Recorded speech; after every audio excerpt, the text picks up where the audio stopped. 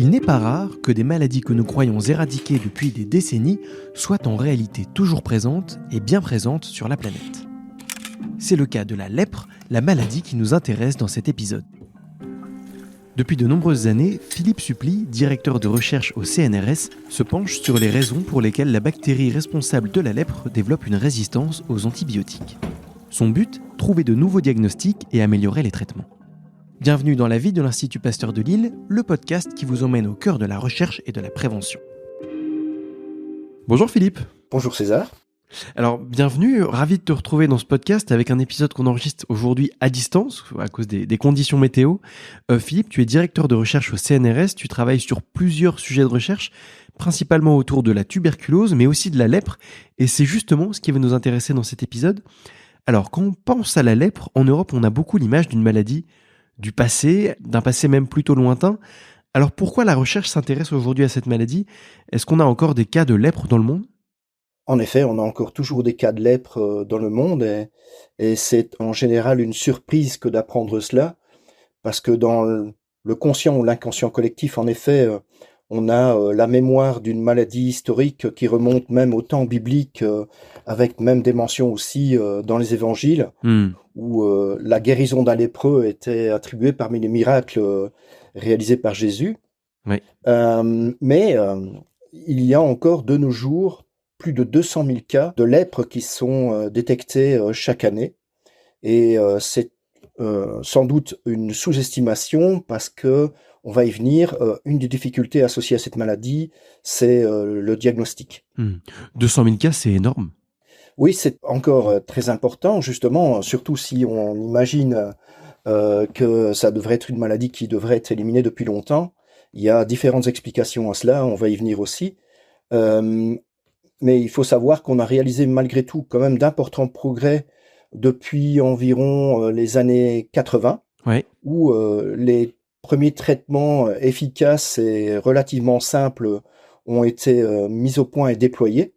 À cette époque-là, autour des années 80, on avait encore de l'ordre de 5 millions de cas détectés chaque année, et on est tombé largement sous le cap du million de nos jours, mais malgré tout, c'est une maladie qu'il faut encore prendre en compte, et il y a des plans qui sont d'ailleurs mis en place par l'OMS qui visent à justement essayer de résoudre la situation et à tendre vers un résultat très ambitieux d'élimination de la maladie, peut-être à l'horizon des années 2030. D'accord, donc 2030 finalement c'est assez proche. C'est plutôt dans quelle région du monde que sévit la lèpre ? Parce que quand on a préparé cet épisode, tu m'as dit c'est parfois dans des pays où on l'attend pas forcément, par exemple aux États-Unis. Oui, donc d'un point de vue situation épidémiologique globale, la majorité des cas sont concentrés dans 3 régions du monde. Donc l'Asie du Sud-Est, principalement en Inde et en Indonésie, en Amérique du Sud aussi, au Brésil notamment, et en Afrique. Dans pas mal de pays d'Afrique, la maladie est encore présente, avec des foyers importants, notamment à Madagascar et dans les îles des Comores, un endroit d'ailleurs où on travaille en collaboration avec des partenaires sur des projets centrés sur cette maladie. Très bien.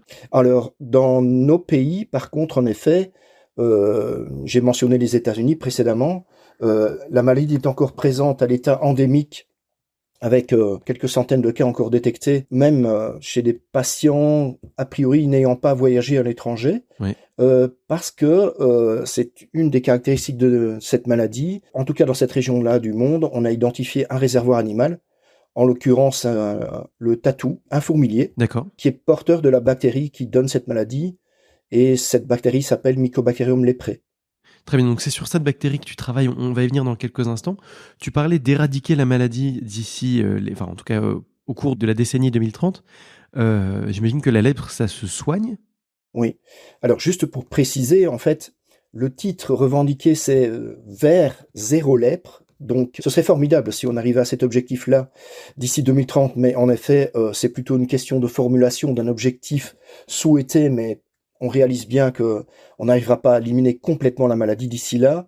En fait, l'objectif, d'un point de vue plus chiffré, ce serait de réduire d'au moins 70% le nombre de cas détectés chaque année d'ici là. Et un des moyens, c'est d'avoir utilisation plus efficace et plus en adéquation avec le nombre de cas réels des traitements disponibles. Oui. Donc, en termes de traitement, cette maladie-là a un traitement relativement long qui dure au minimum 6 mois jusqu'à 1 an, suivant le type de situation rencontrée pour le patient concerné, et qui fait appel à une trithérapie. D'accord. Donc, une combinaison de 3 antibiotiques à prendre chaque jour. Donc, c'est quand même relativement lourd. Donc, l'utilisation en combinaison de ces antibiotiques-là, avec un traitement bien suivi sur ces périodes-là, normalement assure la guérison. Sauf si la souche présente des résistances à l'un de ces antibiotiques-là. Et c'est précisément là-dessus qu'on travaille. Complètement. L'antibiorésistance, c'est vrai qu'encore aujourd'hui, ça reste un vrai enjeu de santé publique. On a eu l'occasion d'en discuter avec Arnaud Machelard dans un précédent épisode et c'est vraiment un enjeu qui revient régulièrement. Toi, comment t'en es venu à travailler sur ce sujet de la lèpre? Parce que toi, à la base, ton grand sujet de recherche, c'est plutôt la tuberculose. Oui, bien justement, c'est parce que, encore plus sans doute pour la tuberculose, l'antibiorésistance est un problème absolument majeur. Donc, il faut savoir que la tuberculose, elle aussi, bien que considérée comme une maladie historique, n'a pas du tout disparu de notre planète. En fait, c'est la maladie infectieuse qui cause encore la plus grande mortalité aujourd'hui, après l'épisode de Covid qu'on a eu sur les quelques dernières années, sur les 2-3 dernières années. La résistance au traitement chez la bactérie qui cause la tuberculose est vraiment un problème de première importance au niveau mondial. On a de l'ordre de 400 000 cas de multirésistance au traitement détectés chaque année. Et là aussi, sans doute, c'est peut-être encore une sous-estimation. Et donc, je travaille beaucoup sur cet aspect-là pour la tuberculose, sur des aspects d'abord d'identification des mutations chez la bactérie qui sont responsables de ces résistances, et aussi sur le développement en partenariat avec une biotech qui est située sur le campus de l'Institut Pasteur de Lille, qui s'appelle Genoscreen, sur le développement de diagnostics moléculaires pour justement détecter de façon plus rapide et plus efficace ces mutations de résistance pour mieux adapter les traitements chez les patients. Et en travaillant sur ce domaine-là, pour la tuberculose, j'ai été presque naturellement, j'allais dire, amené à m'intéresser aussi à la lèpre, parce que les bactéries qui causent la tuberculose et qui causent la lèpre sont apparentées. Elles font partie d'une même famille de bactéries qui s'appelle les mycobactéries, et elles partagent certaines caractéristiques communes d'un point de vue biologique, d'une certaine insensibilité à certains médicaments qui sont utilisés pour traiter d'autres pathogènes. En termes de vitesse de réplication aussi, ce sont des bactéries qui se répliquent extrêmement lentement, et ça pose aussi des problèmes d'un point de vue diagnostique, parce que si on met par exemple la mycobactérie qui cause la tuberculose en culture, il faut attendre jusqu'à 2 mois avant d'avoir un résultat diagnostique complet. Donc c'est un temps extrêmement long et on n'est pas certain de pouvoir définir le traitement optimal pour le patient. Et aussi, une autre similarité entre ces bactéries, c'est les défis médicaux associés à ces deux maladies, qui sont justement les difficultés diagnostiques, mais aussi certaines caractéristiques, par exemple un temps d'incubation très long pour la maladie. Les personnes peuvent être porteuses asymptomatiques pendant plusieurs années, voire même peut-être plusieurs dizaines d'années, avant de vraiment déclarer la maladie. Donc il y a toute une série de défis là qu'il s'agit de résoudre, et c'est là-dessus que je travaille, du coup, à la fois pour la tuberculose et pour la lèpre. Ouais, donc il y a quelque chose d'intéressant, c'est finalement quand tu travailles sur les façons d'éradiquer la tuberculose, les deux sujets avancent vraiment en même temps. Tout à fait. En fait, je travaille sur les deux sujets en parallèle, avec des approches qui sont similaires. On utilise des techniques qu'on appelle les techniques de génomique. D'accord. Donc, des techniques d'analyse des génomes des chromosomes bactériens, des techniques de séquençage pour justement repérer les mutations de résistance et exploiter cette connaissance et ces informations pour développer de nouveaux tests moléculaires qui vont justement aller rechercher ces cibles-là pour pouvoir définir le meilleur traitement.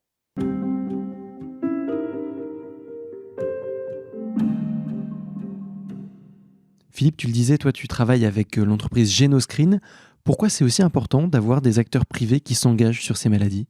L'importance d'avoir un partenaire industriel, elle est à rechercher du côté justement du développement des applications, parce que moi je suis chercheur académique.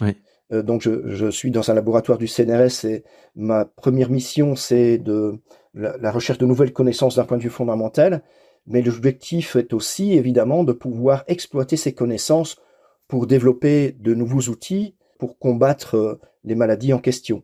Donc ça peut être en pratique uniquement réalisé par des acteurs industriels parce que c'est un autre métier.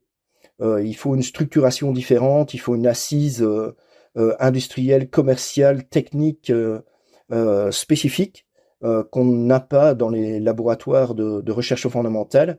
Et donc, dans mon cas, c'est assez idéal parce que cette biotech, donc cette entreprise de biotechnologie d'abord, est spécialisée en génomique. Donc, c'est aussi les méthodologies que moi j'utilise dans mes projets de recherche fondamentale.